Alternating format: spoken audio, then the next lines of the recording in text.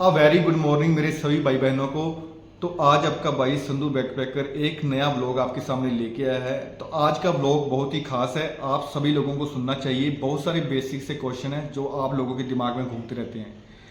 पहला जो क्वेश्चन आपके दिमाग में आता है, क्या सर 3 साल का परमिट और 3 साल का टीआरसी कार्ड कब इंप्लीमेंट होगा? सुनते आए हैं 2024 में हो जाएगा, 2025 की जनवरी में हो जाएगा। ये क्यों लेट हो रहा है, डिले क्यों हो रहा है? तो आज मैं इसके बारे में चर्चा करूंगा और इसके साथ साथ आपको क्या बेनिफिट्स मिल रहे हैं। परमिट 3 साल का, परमिट टीआरसी कार्ड 3 साल का, और उसके अलावा भी आपको और भी बेनिफिट्स दिए जा रहे हैं गवर्नमेंट की तरफ से, और आज उसके बारे में चर्चा करूंगा। और साथ के साथ जिन लोगों के परमिट फंसे हुए हैं, क्या उनको विड्रॉल करना चाहिए या नहीं करना चाहिए इस रूल चेंज होने की वजह से, आज उसके लिए खास चर्चा करेंगे। और वीज़ा स्टैंपिंग के ट्रेंड के बारे में, क्या वीज़ा स्टैंपिंग किन लोगों की हो रही है, क्या वीज़ा ट्रेंड, वीज़ा ग्राफ नीचे की तरफ जा रहा है या ऊपर की तरफ जा रहा है। तो आज आपको 30 अप्रैल, जो मैंने लास्ट टाइम दिया था 30 अप्रैल तक लोगों के परमिट और वीज़ा स्टैंपिंग हो सकती है। तो आज इसके बिहार में पूरी चर्चा करेंगे। इस चैनल के साथ जुड़े रहना, लाइक शेयर सब्सक्राइब और एक प्यारा सा कमेंट जरूर करना। तो चलिए व्लॉग की शुरुआत करते हैं।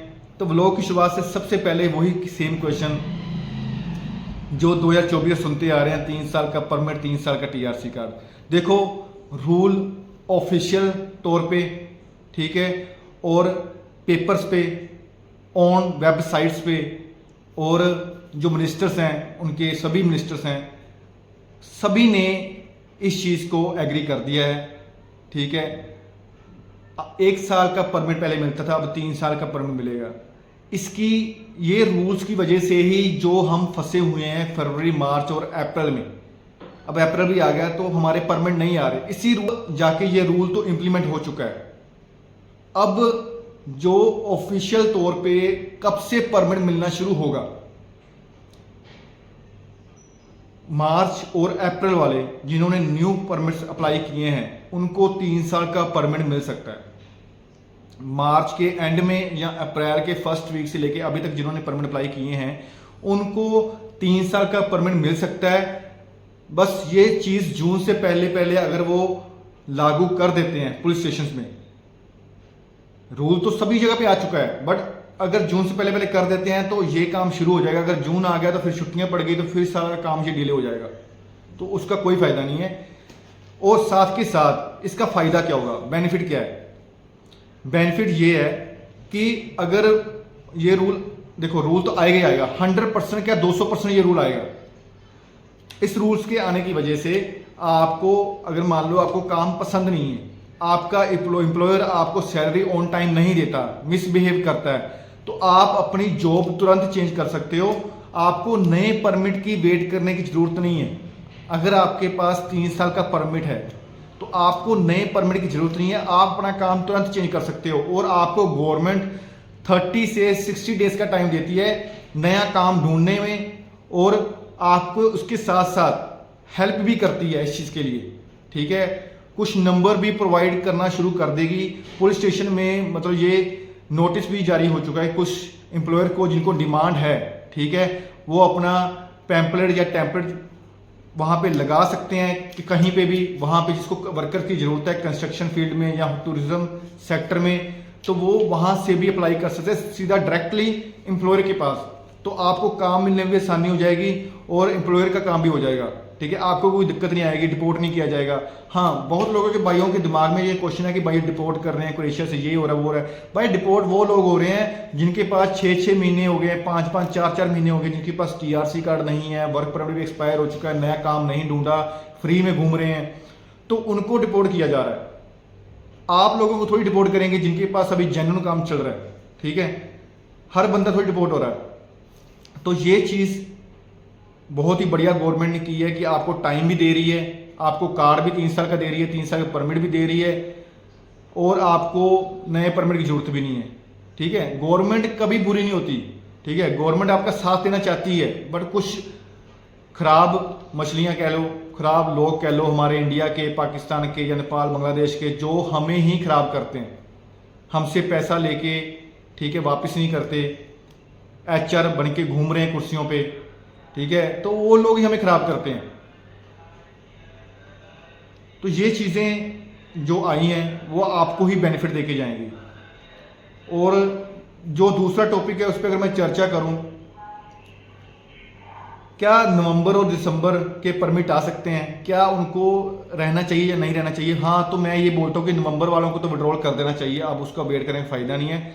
दिसंबर वालों को भी लगभग जो उनके एजेंट से बात करके उनको विड्रॉल दे देना चाहिए, क्योंकि अगर आपको नया परमिट इशू करवाएंगे, नया फाइल लगाएंगे, तो आपका उसमें ज़्यादा बेनिफिट है। ठीक है, बेनिफिट कैसे है? क्योंकि नया परमिट इशू होगा, रूल इंप्लीमेंट होने की वजह से आपका 3 साल का परमिट भी आ सकता है। ठीक है, तो आपका ही उसमें फ़ायदा है। तो नवंबर और दिसंबर वाले इक्वली आप अपने एजेंट से बात करके अपनी फाइलें विड्रॉल कर लो। ठीक है, उसमें ज़्यादा बेनिफिट है। और जनवरी और फरवरी वाले अभी स्टे कर लें, क्योंकि मई में किसी टाइम पे भी आपका परमिट आ सकता है। ये नहीं कि 30 अप्रैल आज आ चुकी है, परमिट नहीं आए, परमिट आए हैं, वीज़ा स्टैंपिंग भी हुई है। और खाली सीजनल वालों की वीज़ा स्टैंपिंग नहीं हुई, 1 ईयर वाले परमिट की भी वीज़ा स्टैंपिंग हुई है। सीजनल वालों की वीज़ा स्टैंपिंग चल रही है, उनकी चलने वाली है। ठीक है, उनका कोई दिक्कत नहीं है, पर 1 ईयर की भी साथ साथ वीज़ा स्टैंपिंग हो रही है, बट रिफ्यूज़ल भी उतनी ही ज़्यादा आ रही है। डिलीवरी वालों की तो मैंने बोला था रिफ्यूज़ल आएगी। ठीक है, कंस्ट्रक्शन फील्ड में भी रिफ्यूज़ल आ रही है। और किस मैटर के बाद वजह से रिफ्यूज़ल आ रही है? क्योंकि लोगों ने कंपनियां मालिकों से खरीद के फेक कंपनियां शुरुआत की और उन कंपनियों पे बंदे बुलाए और बंदों को आगे भेज दिया। और उन कंपनियों ने ना तो सैलरी दी, ना ही टैक्स भरा, उन कंपनियों के ना ही परमिट आएंगे, ना ही उनका कोई काम होगा। तो ऐसी कंपनियों से बच के, जिनका कोई ऑनलाइन स्टेटस ही नहीं है, तो उस कंपनी से थोड़ा बच के। ठीक है, अगर उसका कोई ऑनलाइन स्टेटस नहीं है तो आप उस कंपनी में मत अप्लाई करो। मैंने आपको एक साइट दे रखी है, company world Croatia, Google Chrome पे जाओ, कंपनी वर्ल्ड क्रोएशिया भरो, उसके सर्च बार में अपनी कंपनी का नाम भरो, आपको अपनी कंपनी का स्टेटस दिख जाएगा। इतना मैंने आपको सुविधाएं दी हुई हैं, उसका फायदा तो आप उठाओ ना। आप वही चीज सेम आप मेरे को कंपनी उठा के मेरे को भेज देते हो। आप अपना, जब तक आप अपना खुद ही काम नहीं करते, खुद ही चेक नहीं कर पाओगे, तो तब तक तो आप डिपेंड ही रहोगे किसी पे। तो मैं आपको लाइव में बता रहा हूँ, मैं आपको वीडियो में बता रहा हूँ कि ये चीज़ करो, आपको अपनी कंपनी के बारे में पता चल जाएगा, जो बंदे नए अप्लाई कर रहे हैं। ठीक है, साइड मैंने बता दी, अगर फिर भी ना पता चले तो मेरे से व्हाट्सएप में पूछ सकते हो। परमिट के बारे में बता दिया, जनवरी फरवरी वाले वेट कर लो। ठीक है, मार्च और अप्रैल वाले तो देखो सही चल रहे हैं। ठीक है, उनको कोई दिक्कत नहीं है। मार्च अप्रैल वालों को 3 साल का परमिट, 3 साल का TRC काट के बहुत अच्छी लाइन में लगे हुए हैं, तो उनको तो अपनी स्टे करना चाहिए और कोई जल्दबाजी नहीं करनी चाहिए। देखो, अगर परमिट होल्ड पे है तो ये गवर्नमेंट को भी पता है, ये गवर्नमेंट को भी पता है, क्रोएशिया गवर्नमेंट पता है कि हमने कितने परमिट होल्ड पे किए हुए हैं, कितने लोग फंसे हुए हैं। और गवर्नमेंट भी इस चीज़ का जो हल है सॉल्व कर चुकी है, मतलब उस चीज़ को वो 1 ईयर वाले परमिट को 3 साल का बढ़ा के आपको दे चुकी है। ठीक है, बस थोड़ा पेशेंस रखो, पेशेंस रखोगे तो आपका ही फायदा है। ठीक है, अगर मान लो कि लोगों की बातें सुन के इधर उधर भागते रहोगे तो कोई फायदा नहीं है। तो वीज़ा का ट्रेंड तो मैंने आपको, देखो सीजनल वालों का वीज़ा ट्रेंड तो बहुत अच्छा चल रहा है, 90 से 100% तक उनका सक्सेस रेशो आ रहा है। ठीक है, बट थोड़ा 1 ईयर वाला परमिट देखने पड़ेंगे, थोड़ा 1 ईयर वालों को देखना पड़ेगा, क्योंकि उनमें रिफ्यूज़ल भी आ रहा है और कुछ रिफ्यूज़ल ऐसी कंपनियों की देखने को मिली है जिनका हम विश्वास भी नहीं कर पा रहे। अब मैं कंपनियों का नाम बोलूँगा तो उस कंपनी में बहुत लोग घुसने की कोशिश करेंगे। और आपको जिन बंदों की रिफ्यूज़ल आ चुकी है, जो अपना पासपोर्ट मुंबई से, दिल्ली से कलेक्ट कर चुके हैं, वो अब सोच समझ के अपनी फाइल लगाएं। ठीक है, फील्ड आप चेंज कर सकते हो। मान लो बाइक डिलीवरी में आपकी रिफ्यूज़ल आई है, कंस्ट्रक्शन में जा सकते हो। हर बंदा 2-2 3-3 काम भी कर सकता है। ऐसा नहीं है गवर्नमेंट कहेगी यार बाइक में पहले अप्लाई किया था, अब कंस्ट्रक्शन में अप्लाई करो, क्या है? ऐसा नहीं है, आप कर सकते हो। ठीक है, बट आप पहले अपनी कंपनी चेक करके, ठीक है, कंपनी का बजट चेक करके, कंपनी ने कितना टर्नओवर पिछले साल किया है वो भी चेक करके, जब आप कंपनी वर्ल्ड क्रोएशिया पे जाते हो तो सारा बायोडाटा कंपनी का खुल जाता है, तो उस पर ध्यान से चेक करो। अगर फिर भी कोई दिक्कत आती है तो मैं आपके लिए हाजिर हूँ, फ्री ऑफ कॉस्ट, ना तो कोई पैसा लेता हूँ। ठीक है, अगर फिर भी किसी को बुरा लगता हूँ, ठीक है, तो वो कमेंट में कुछ भी लिख सकते हैं, अगर मैं इतनी हेल्प करने के बाद भी आपको बुरा लगता हूँ तो। और मेरे से कोई बात रह गई तो आप मेरे से व्हाट्सएप में पूछ सकते हो। और ख़ास बात पर ध्यान रखना, बस इस बार खाली ऑफर लेटर पे मत रहना। पहले बहुत लोगों ने ऑफर लेटर, एक बोला कि एजेंट ने ऑफर लेटर दे दिया, अप्लाई स्लिप नहीं दिया, ये वो। ऑफर लेटर पे मत रहना, अप्लाई स्लिप जरूर लेना। एजेंट से।